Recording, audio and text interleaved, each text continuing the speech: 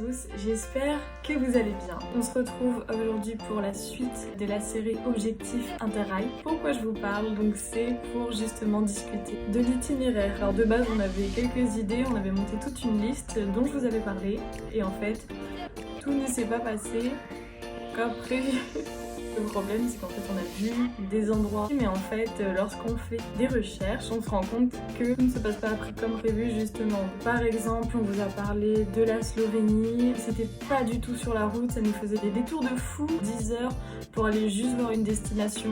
Il y a certaines choses sur lesquelles on a dû faire l'impasse. D'abord comment on s'est préparé pour ça? Donc, dans un premier temps on avait repéré des destinations comme je vous en avais parlé dans la dernière vidéo. Cette fois pour aller plus loin on a utilisé l'application Interrail et ça permet justement de planifier son voyage en fonction du pass qu'on a. Ça nous permet d'avoir une première idée des temps de trajet, de où est-ce qu'on peut prendre le train. Après on voit combien de temps on a et ça permet justement de dessiner tout l'itinéraire. Notre itinéraire n'est pas définitif bien sûr, il y a des choses qui peuvent changer. Donc tout d'abord, bien évidemment, avec le coronavirus, il faudra qu'on s'adapte.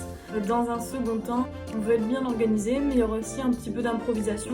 Donc en fait, s'il y a un pays ou vraiment une destination pas prévue, on rencontre des personnes, on a envie de les suivre, on sait vraiment pas ce qui va se passer et on n'a pas envie de se priver non plus. En tout, on va visiter 7 pays, on va avoir 10 villes, donc 10 destinations et aussi 3 parcs nationaux dans tout notre Interrail pendant 3 semaines. Pour commencer, en fait, on va partir en avion pour aller jusqu'à Berlin.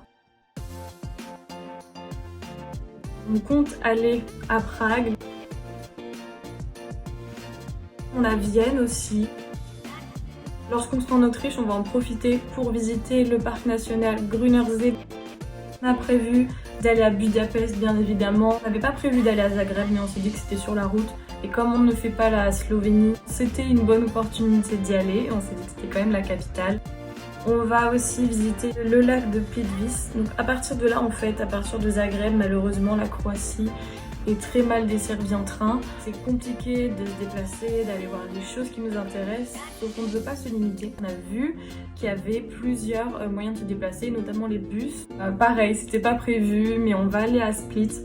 Donc ça a l'air d'être une petite ville balnéaire totalement mignonne. Et toujours en bus, Dubrovnik. Et après on passe au Monténégro. Donc pareil, c'est un pays qu'on connaissait pas trop, on savait même pas ce qu'il y avait à voir là-bas. Et en cherchant un peu, on a vu tellement de choses qu'on s'est dit qu'on devait y aller.